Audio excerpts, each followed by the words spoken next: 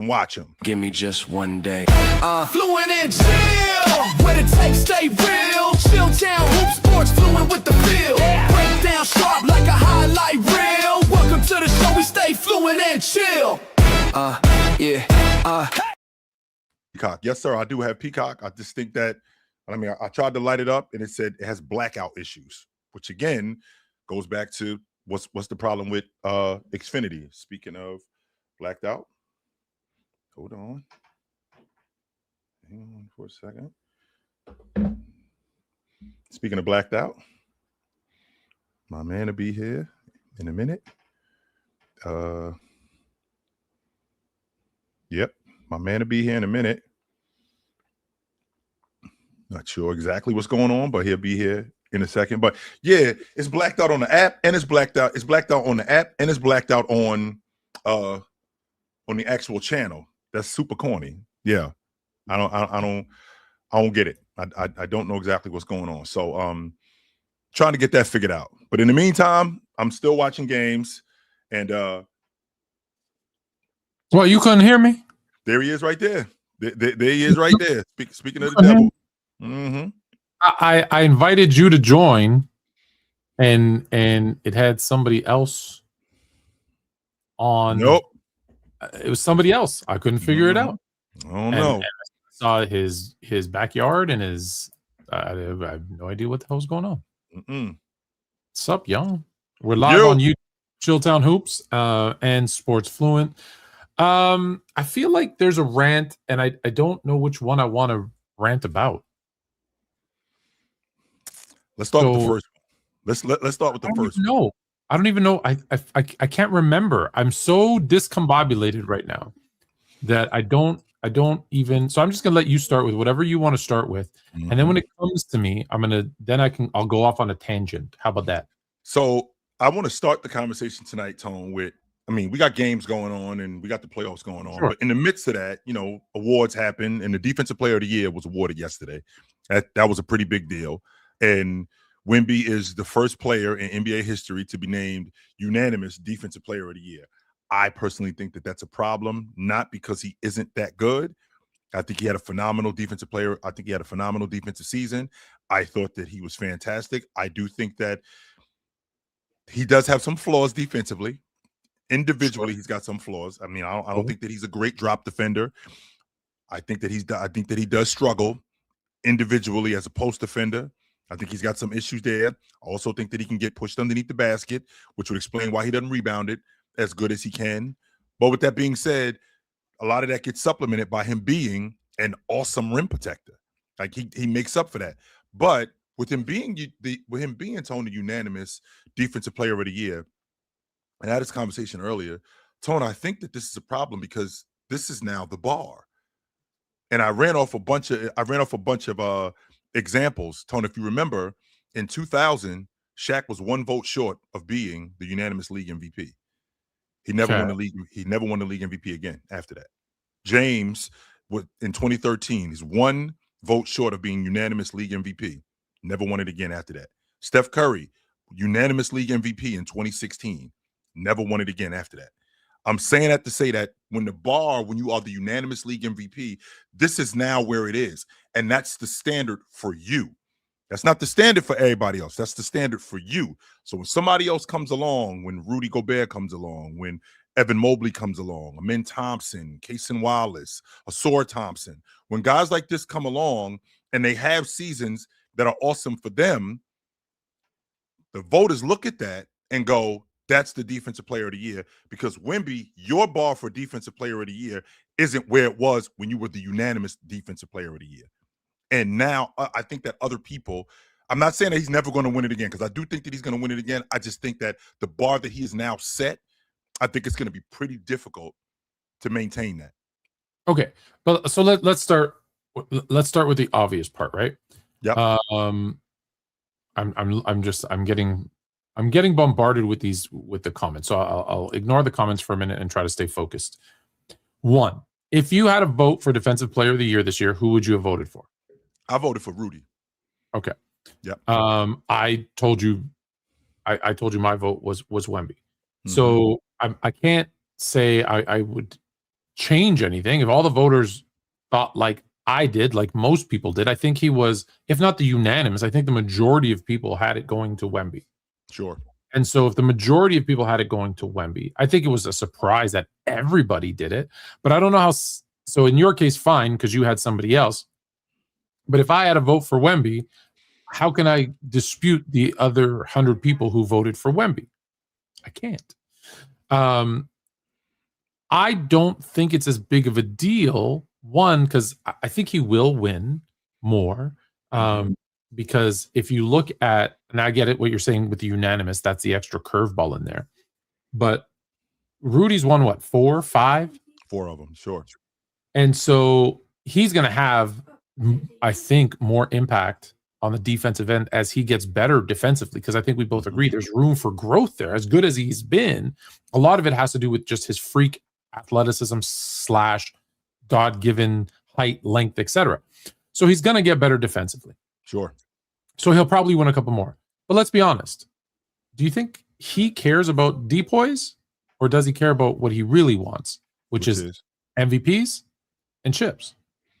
I do think he cares about Defensive Player of the Year, Tone. The reason why I think he cares more, I said more. And here's why I think he cares about Defensive Player of the Year more. Okay. I don't. Let me rephrase that. I don't think he cares about it more, but I do think that he cares about it substantially. And here's why I think that, because that's the logic on him. And on top of that, I don't think he thinks he's the best defensive player in the game. He thinks he's the best player in the game on both sides of the basketball. And anybody else who is the Defensive Player of the Year, anybody else who's the league MVP, it's a slap in the face to him. So when he sees Evan Mobley get the Defensive Player of the Year, when he sees Chet Holmgren get the Defensive Player of the Year, that means that in his mind, that means that you think this dude is as good as me as a defender. When somebody else wins the league MVP, when somebody else is, because he's going to win the league MVP at some point, I think. When somebody else wins the league MVP, I think in his mind, he thinks, oh, you think that this guy is better than me. Not he had a better season than me. No, you think he's better than me. No, we got to get to the bottom of that. So I'm not going to say equally, but I think that he cares about being the Defensive Player of the Year, and I think he cares about it a lot. Okay. I guess we'll find out. But sorry, I'm admittedly doing 2 things at once here, so shame on me.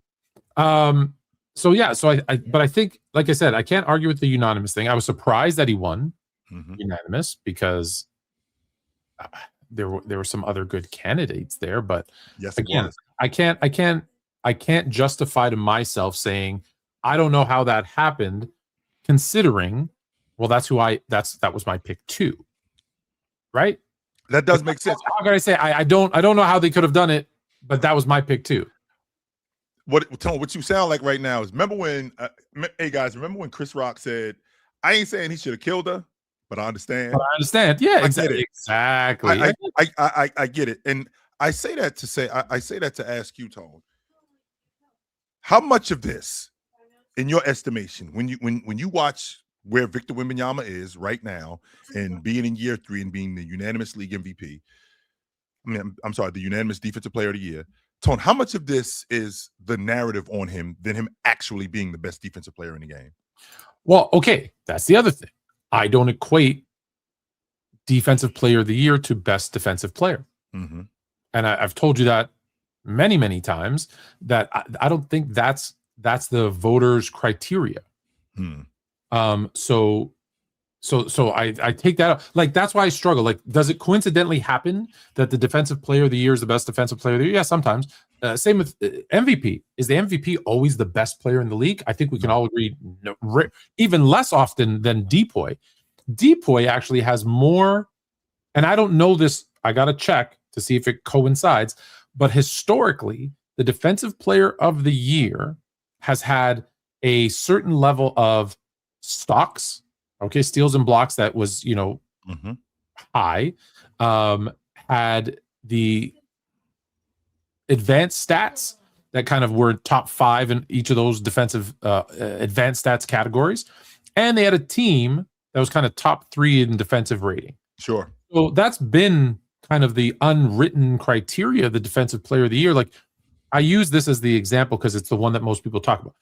Marc Gasol robbed LeBron James of Defensive Player of the Year. But then you look at it and you say, well, they had the exact same. Their stocks were identical, whatever they were. Then when you looked at the defensive rankings and the advanced stats, Gasol was ahead of him in everything. Oklahoma City had the best defense in the league that year. I think Miami was 5th in the league defensively that year. Memphis was 3rd.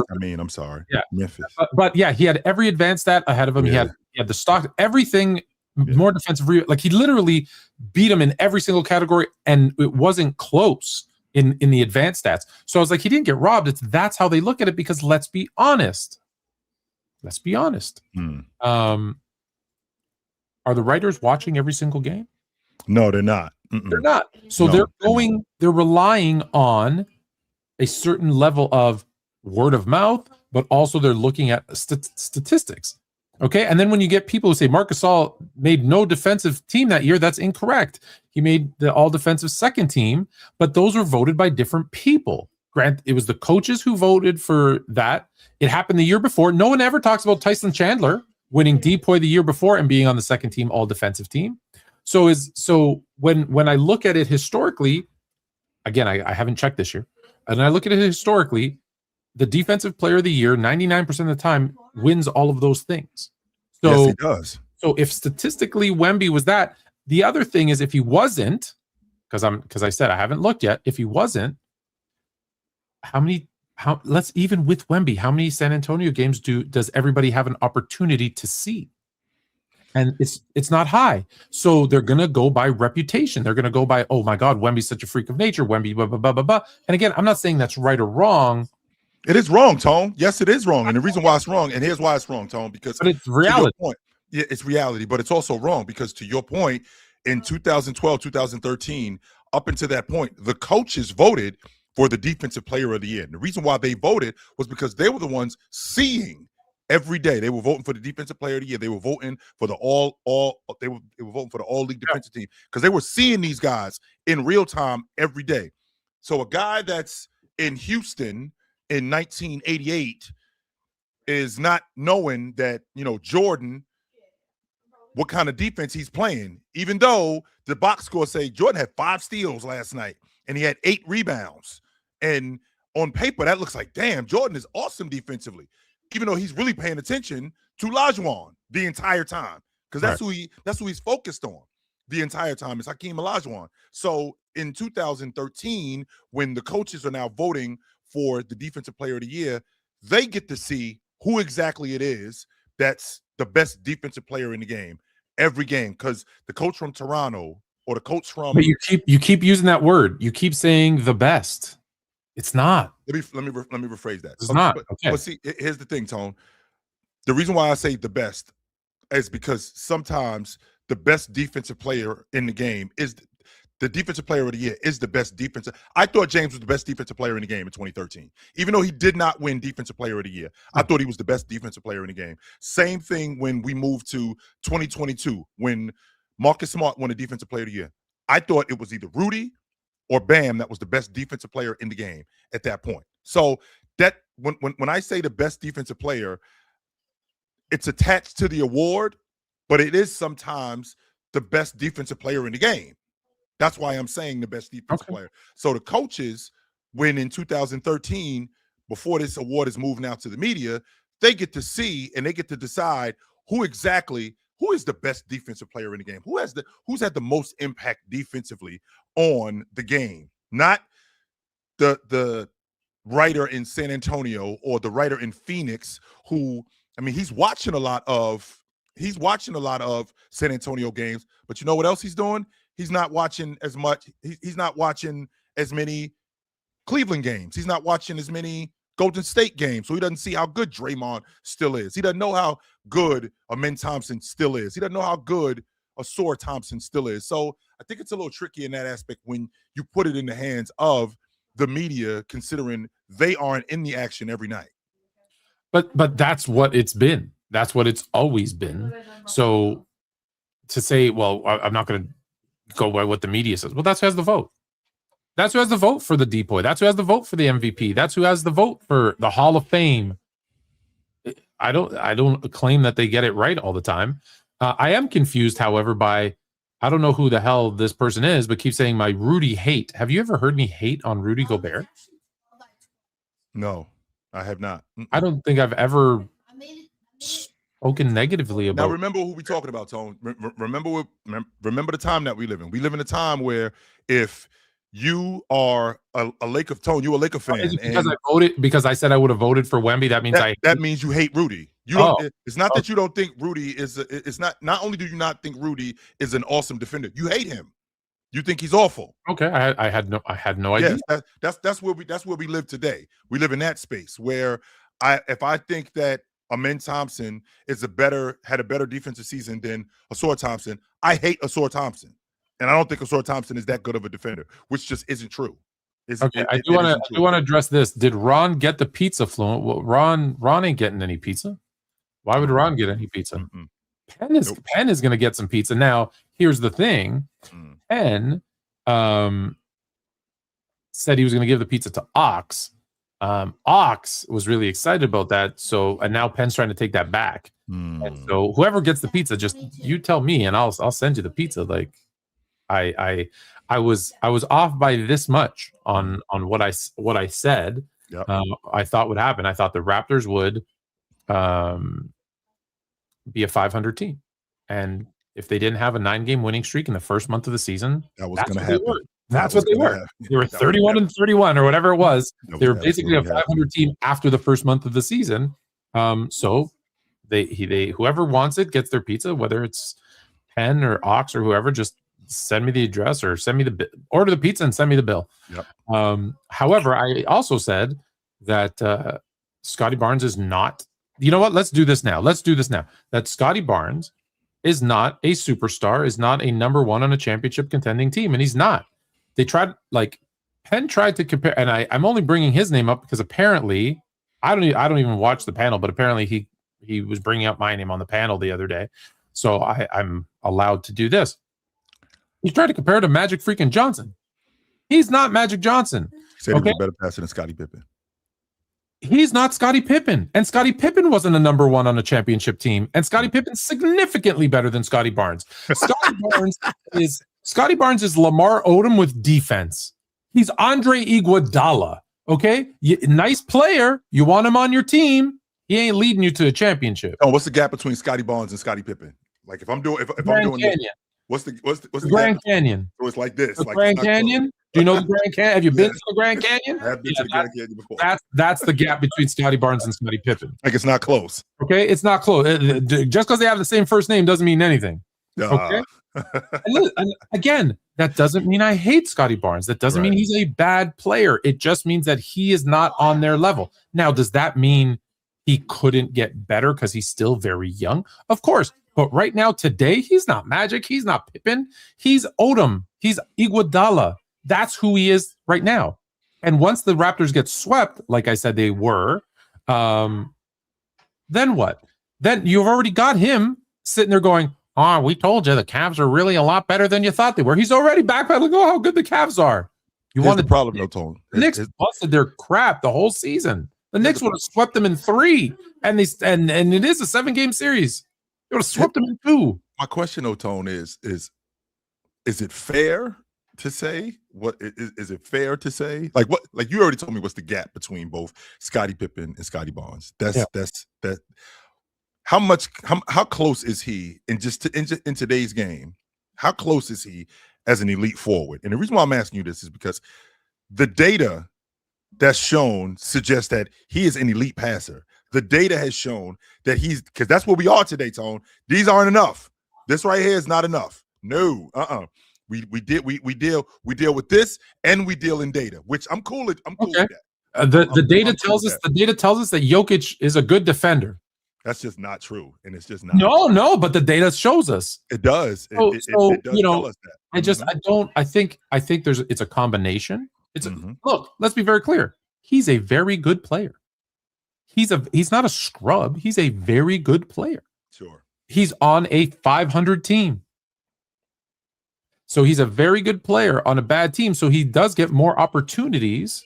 And I think he's a very good passer. I think he's a very good defensive player. I think he's underrated defensively by most people. But you can't put him in a conversation of guys who are top 10, top 20 all-time players. You can't put him there. Yeah, I'm not. You can't put him there. Mm-hmm. It's disrespectful to the game of basketball. And when you look at the forwards, give me your list of top forwards. So, James, Bird, KD. No. Right now, today. In today's game. I'm sorry. Just in today's game. So, let's see. James at his advanced age. Jason Tatum, Kevin Durant. Like I'm thinking about the better forwards in the game. Kevin Durant. Let's see. Forwards. Jalen Williams. Let's see.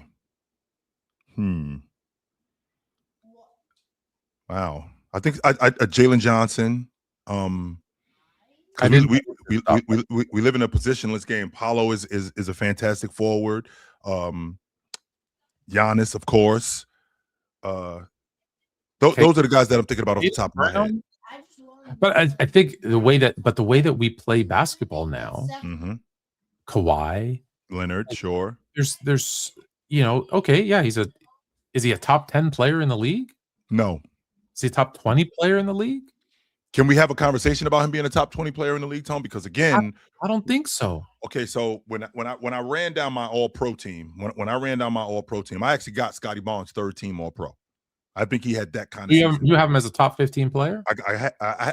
He had a top 15 season.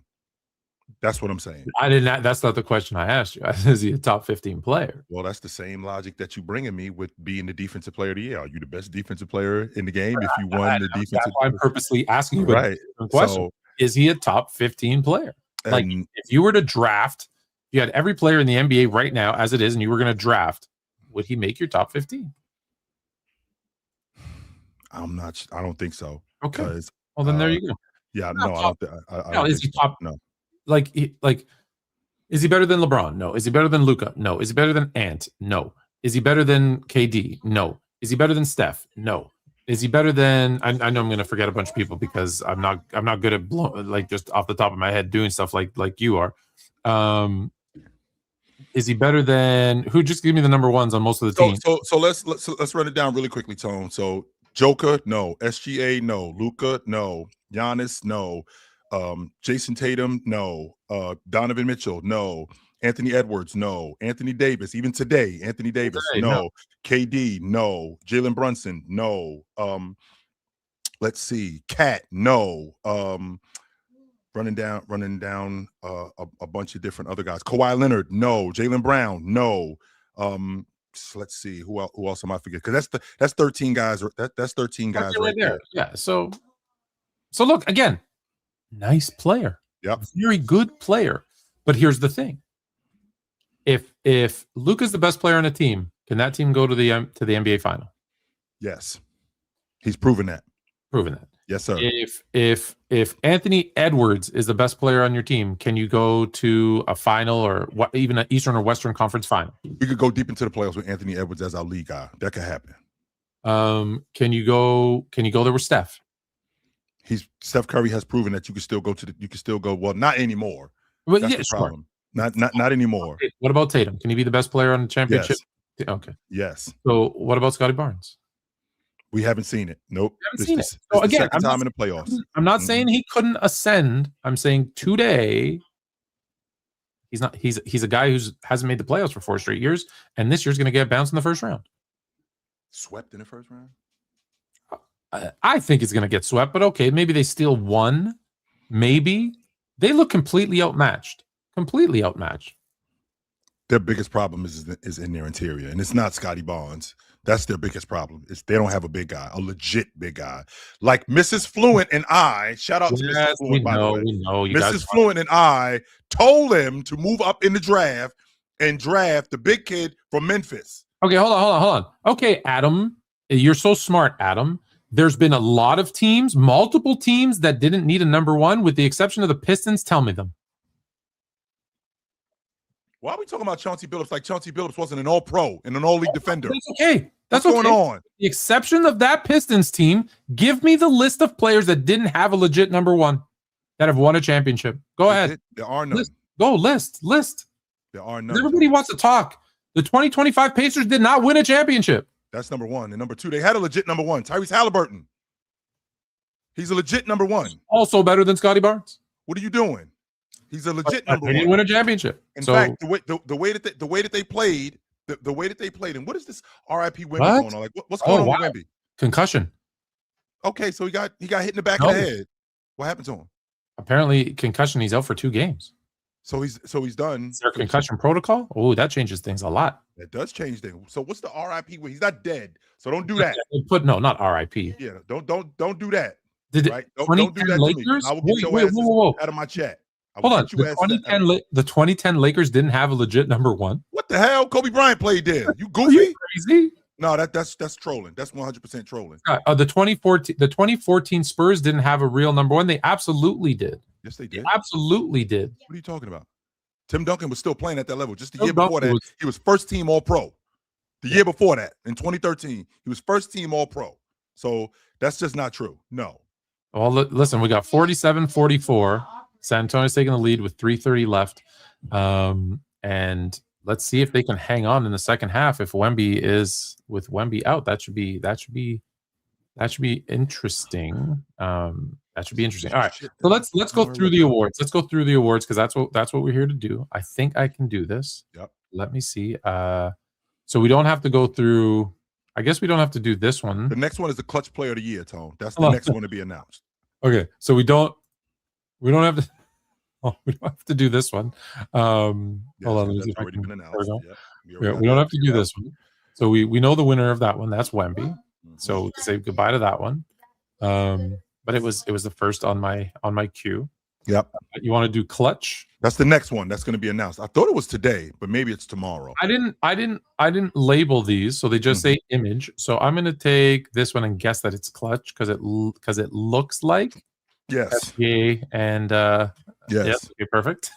Yes, sir. You got Anthony Edwards, SGA, Jamal Murray, and here's the thing: this one's based on data? We already know that it's SGA. I think it's SGA. He's got the most clutch points. They have a winning record with him on the floor in the clutch. I think he's been I don't think that of these guys, even though all three of these guys have missed time, and I said this earlier, Tone, all of these guys have all missed time, but I don't think that there's any. How is Ant a finalist? Is he not disqualified because he didn't play 65 games? That's a good question. He should not be. Well, how did he make top 3? That's a good question. That's a very good question because he's not caught because he actually put in. He put in an appeal and lost. So why is he a part of this? That's a good question. I don't know why. That's a very good question. It should have been somebody else. Then he's going to be out. Yep. It was really just between him and Jamal Murray. Which one do you want next? So I think the sportsmanship award is after this one. I don't know that I have that. Yeah. Who's that? I don't even know who's eligible for it, but I know that the sportsmanship award is. You know what? We're going to the most improved. The most improved player. I don't care about sportsmanship. Mm-hmm. I don't care about sportsmanship. Highlights. Why doesn't a clutch player of the year need eligibility? Why is that? Is that what someone's saying? Yeah, he said that clutch player of the year does not need eligibility. What does that mean?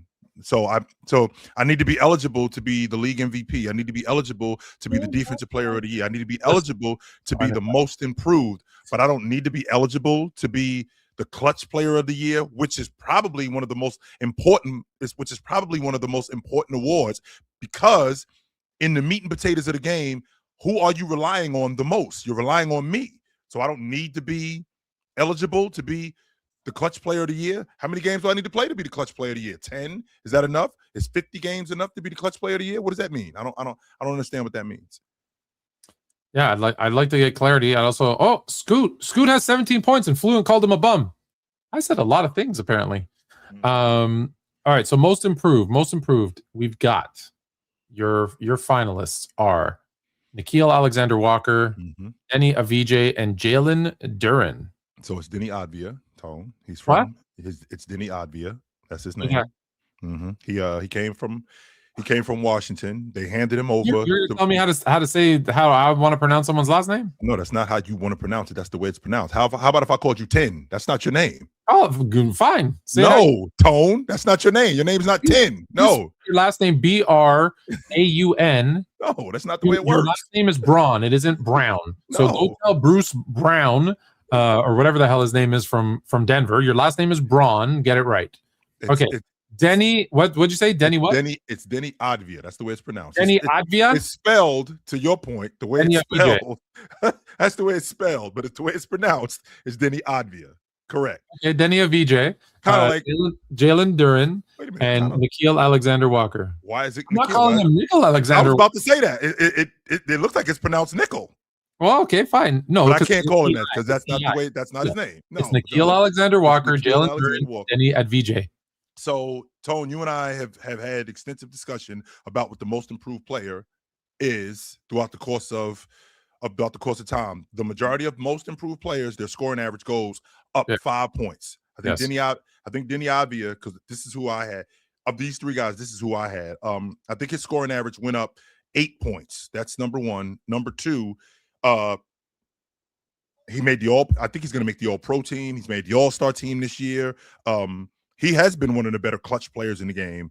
This Portland Trailblazer team, I can't say that, the most improved player is because your team made the playoffs. Well, there's players who won most improved and their team didn't make the playoffs. So that's not a huge impact, right?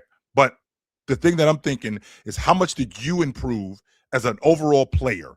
Not necessarily what did you do for your unit. How much did you improve as an overall player? Yeah. Became a much better driver this season. Not only a much better driver, a much better bucket getter, a lot stronger than what I saw. Much better scorer. I do have to give Denny Advia a lot of credit for his ability to defend. When he was in Washington, nobody was really paying attention to him, not only as a defender, but overall. He ends up going to Portland now, playing with guys like Toumani Camara and Jrue Holiday. He's looked like a much better defender. He's a lot more versatile than he was in the past. I think he's the most improved player this year. Even though these other two guys have had phenomenal seasons. So I 100% want to give it to Jalen Duren because I love that I'm my Laker fans are going to yell at me because how much I like the Detroit Pistons and how often I go watch the Detroit Pistons. I like going to Detroit. I believe Nickeil Alexander-Walker absolutely deserves it. However, there was 2 reasons this year that I watched more Portland Trailblazer basketball than I probably would have. One, as you know, I made a bet with Trista Crick about their defense, and I said, "There's no way they're finishing top 10 in defensive rating." She said, "Put it on wax. They're doing it." We made a bet. She owes me $100 million, and I said, "So I'm going to watch it to see. Like, am I nuts? Like, she's so sure." So I said, "Okay, fine." And then Jalen Carter, not Jalen Duren, was like, Denny's going to be most improved. Denny's going to be most improved. I guarantee you Denny's going to be most improved. So I said, fine, let's watch Denny Advia and see what he can do. Did I say it right? That's correct. Okay. And I think it's, as much as I'd rather give it to either one of the other two guys, Denny's the guy. I think he wins it, and I think he wins it going away because I think all the voters agree that he's going to be the one.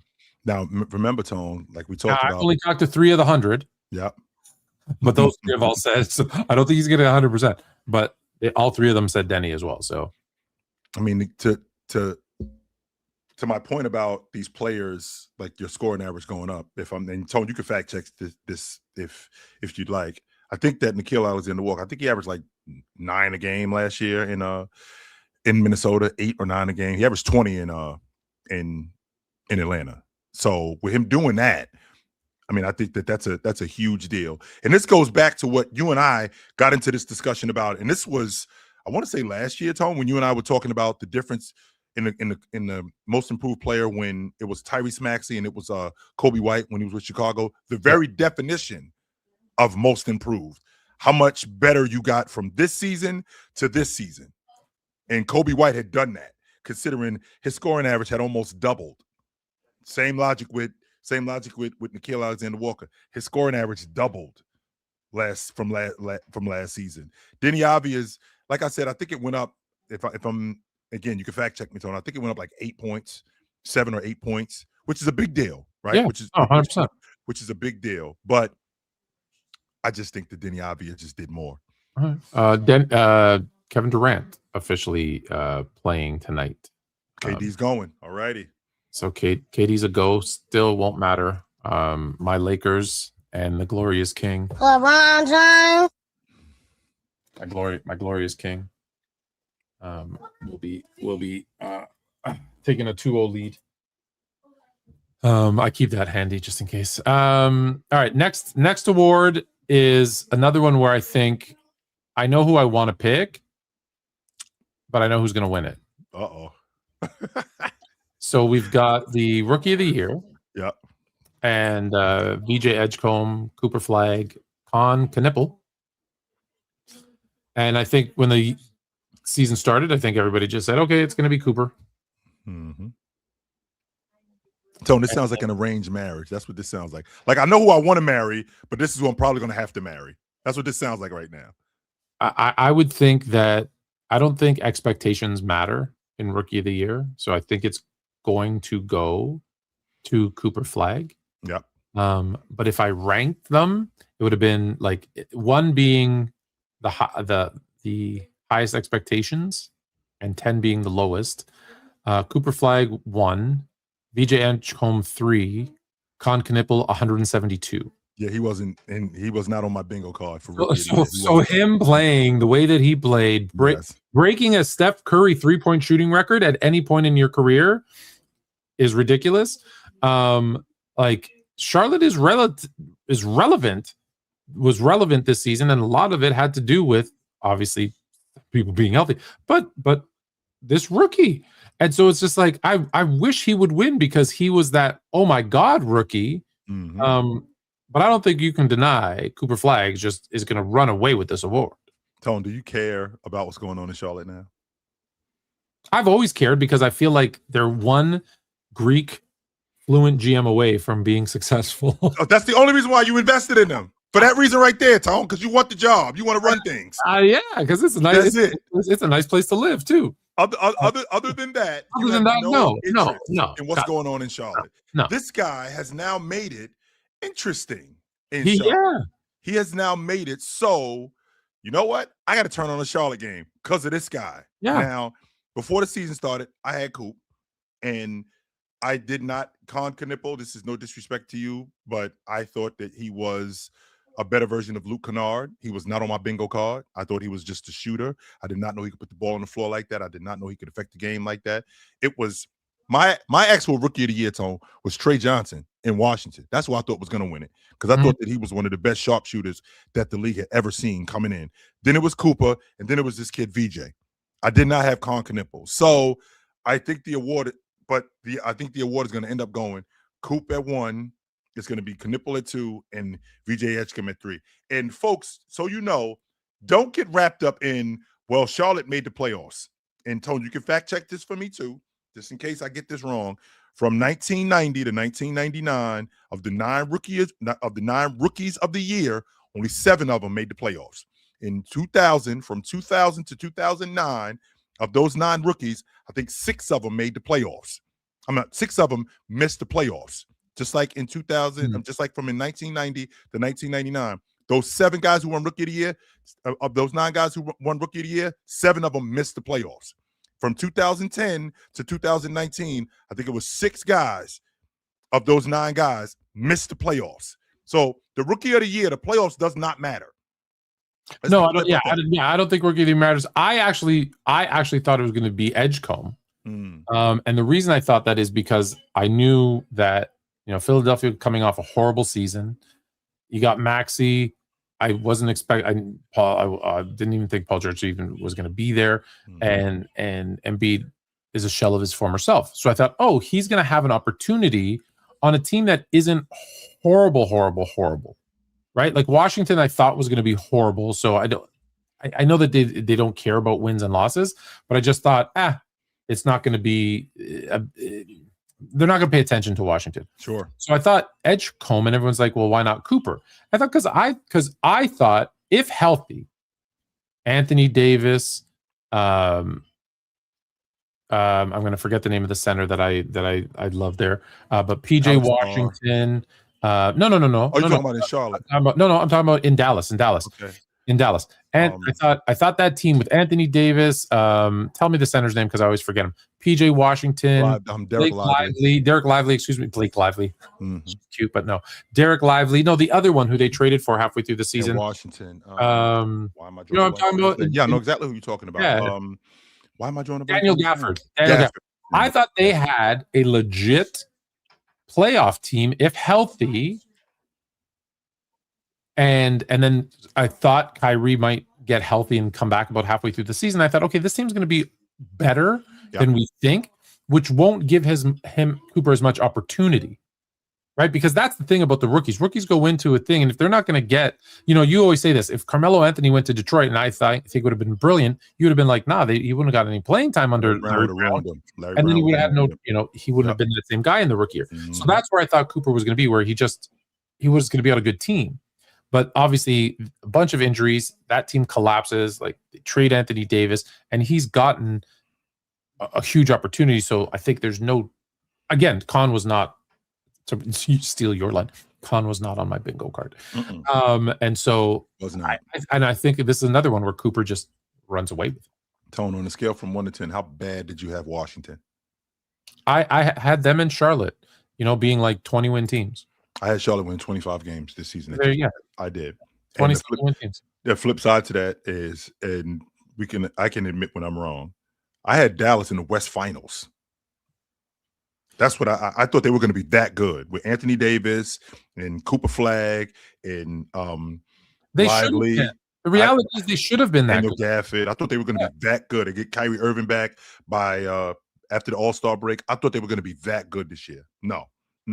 I thought this. I think because I thought like this was going to be the Anthony Davis redemption tour. But hey, I was wrong, and he's finished. To sixth man of the year, we've got our friend Tim Hardaway Jr., Triple J, the what is it? The Spanish. What's his name? Jaime Jaquez. Jaime Jaquez.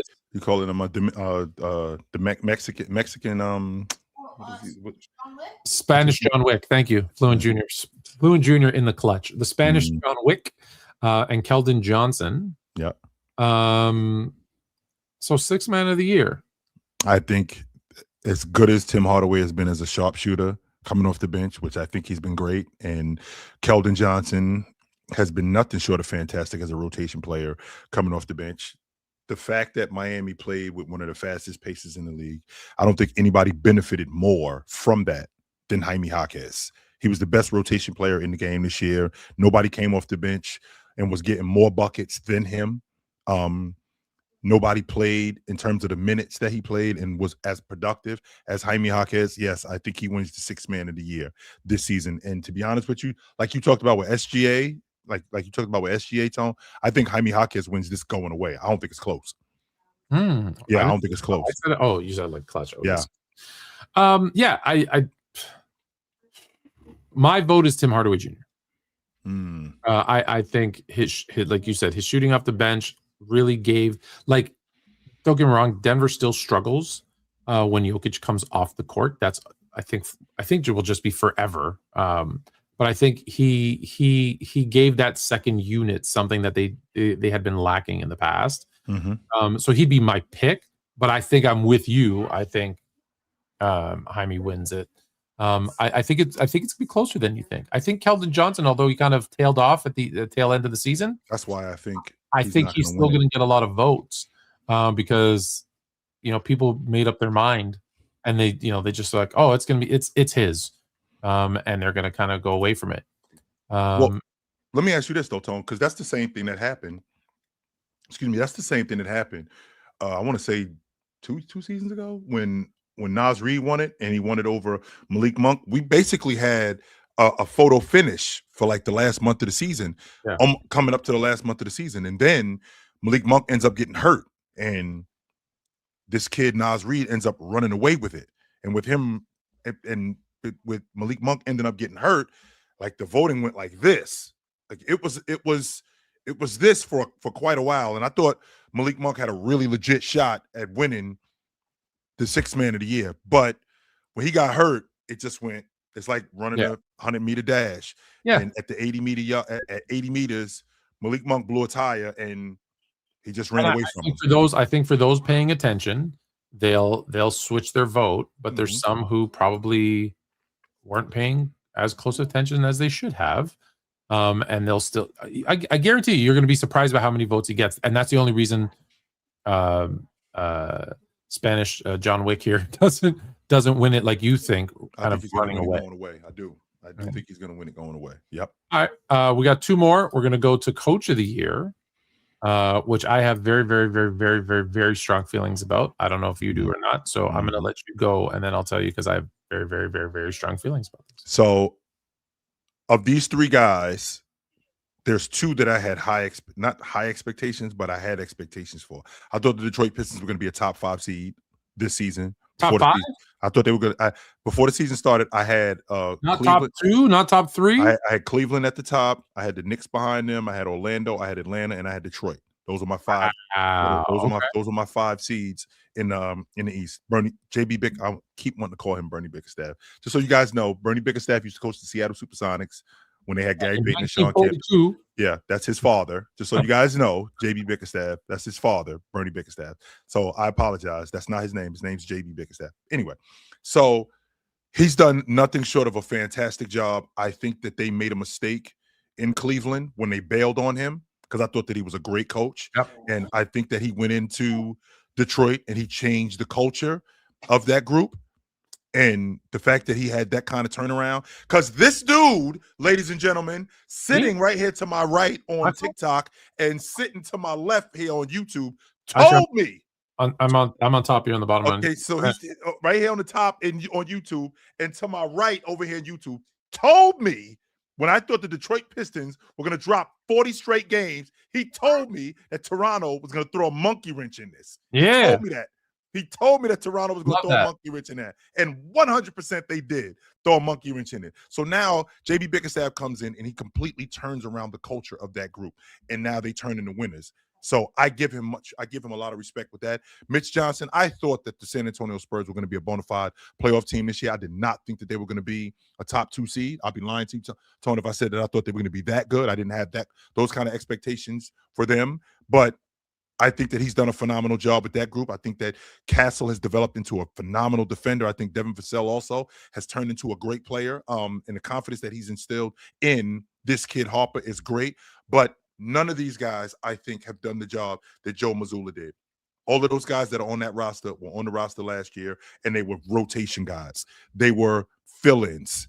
When you lose 4 of your 5 starters on a team that was picked to win the championship, and now Luka Garza, in addition to Luka Garza, Jordan Walsh, and Peyton Pritchard, to run down a few of these guys, Peyton Pritchard, Sam Hauser, Derek White, when you lose 4 of your 5 starters and now these guys have to come in and fill in, Tone, I thought this was a gap year. What's going on in Indiana, I thought that would be going on in Boston. And I thought that we were going to have a gap year. If they did make the playoffs, they were going to be like Charlotte, where they were at the bottom of the play-in tournament, like 9-10, and they could possibly play their way in. I did not have them at the top of the Eastern Conference. I think Joe Mazzulla has done the best job of any coach in the league, and I think he wins Coach of the Year this year. Okay, first of all, Isaac, if you want to come on with a super hot take that you say, you got to come to Sports Fluent or Chilltown Hoops YouTube, and I'll send you the link and you can come on, or you can just put your hot take here in the TikTok comments and I will read it. That being said, I'm gonna go in the same order because I'm getting to the same conclusion just a little bit more emphatically. JB Bickerstaff, I had Detroit being, as you recall, being the number 1 seed, so he did what I expected him to do. So awesome. That's still definitely, when you finish first in your conference, that is definitely Coach of the Year conversation worthy. So I'm not mad that he's a finalist. Mitch Johnson, I had them being a top 3 seed in the West. the Spurs, and everyone said I was crazy. Well, it's also a reason to be Coach of the Year finalist. But there's no way, no how, no chance that anyone other than me, because not even the Boston Celtics fans that I spoke to said that the Celtics were going to be good. Okay, I will stand on it, and you know this for a fact. I'm the only one who said Boston's going to be good. Stop counting out Boston at the beginning of the season, not when they were good. In the summer, okay? In the summer, Boston's going to be good. Stop talking about them. Jason Tatum's going to come back. You did say that. Or whatever through the season because they're going to be so good. I said all of this. He's going to come back and they're going to make a run. So I'm not surprised that it's Joe Mazzulla, but everybody else should be, and that's why he should win it running away, because the expectations were, oh, this is Boston's lottery pick year. They're going to tank. They got rid of Tatum is hurt. They got rid of Porzingis. They got rid of Holiday. They got rid of everybody's Horford. They don't need that veteran presence because they're going to tank, get a high draft pick, add him on a rookie contract, whoever they get at a high pick to Tatum and Brown, and off they go. And I said, whoa, Kimosabi, not so fast. And guess what?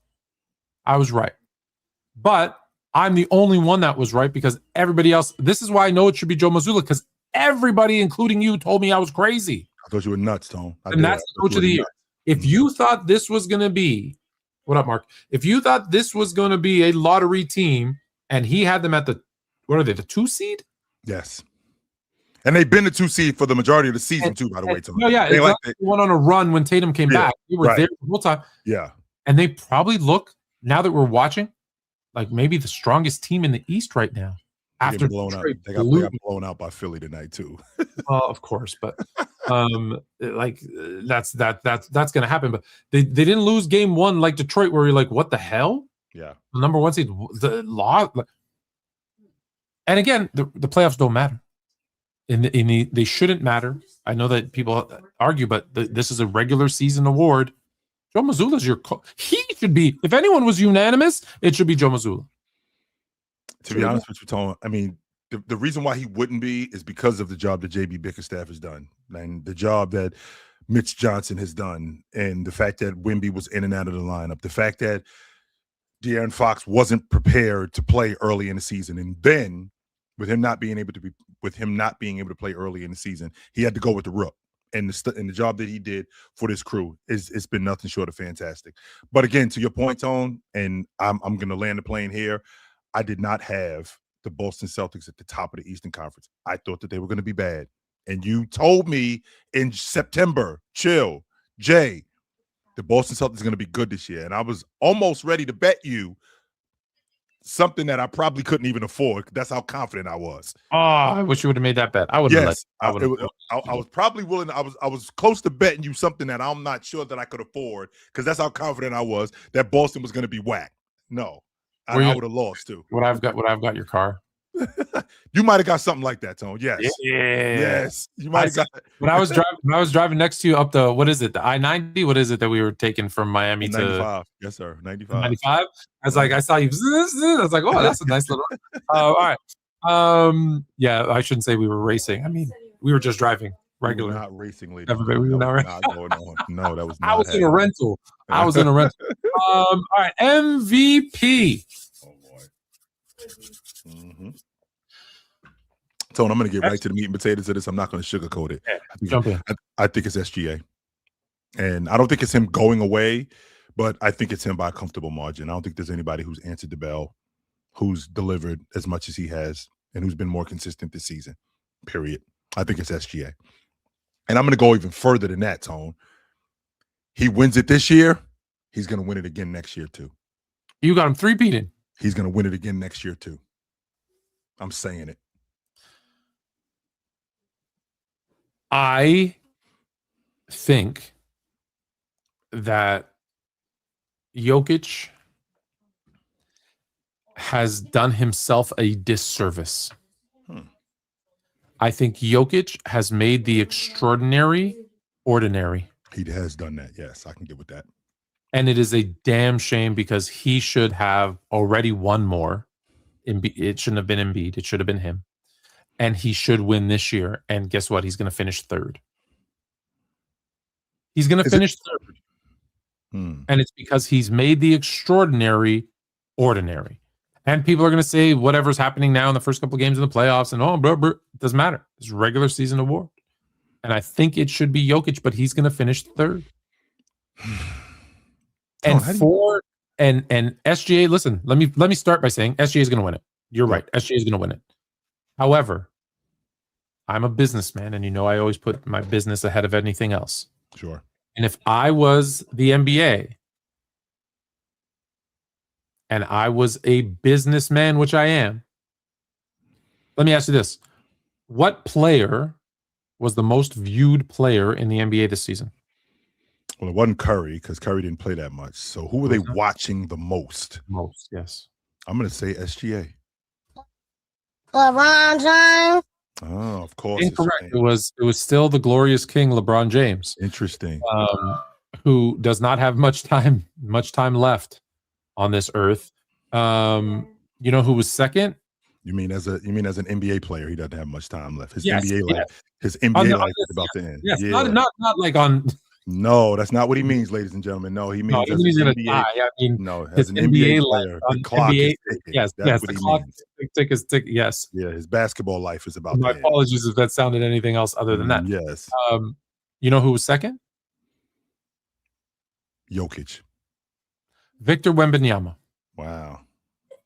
So if he is the unanimous MVP, the unanimous Defensive Player of the Year, Sure. the second most watched player in the NBA, and we are a business, okay? Forget everything else. We're just talking about narratives and making money. He is the second, and he's global.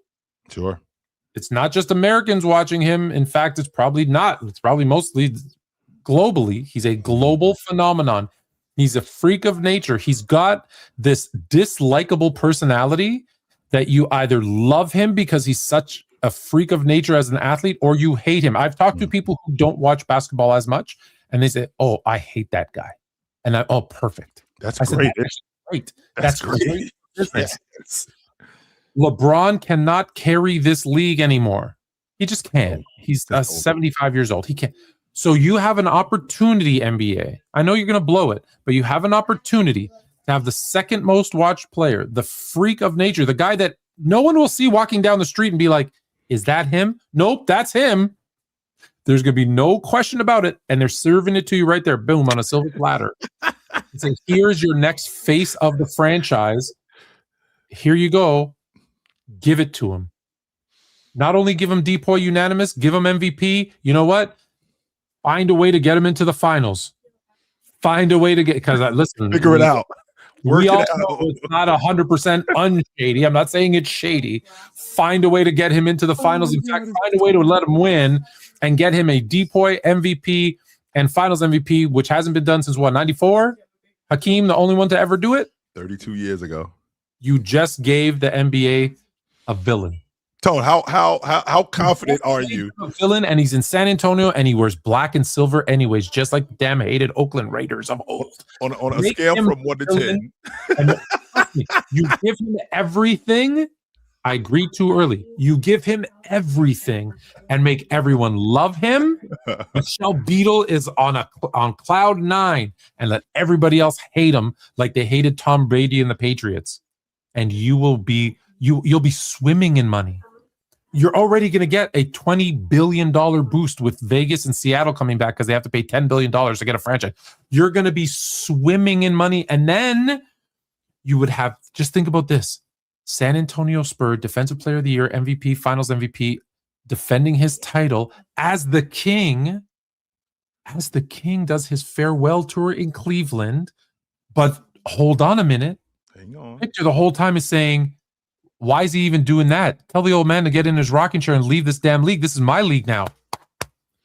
The drama, the suspense, it's basically writing itself. I don't hate it. I really don't. It's because it's brilliant. The reason why I can't say I hate it, but with everything that you just said, Tone, on a scale from 1 to 10, 10 being you nailed it, 1 being awful, tell me how the NBA is going to blow this.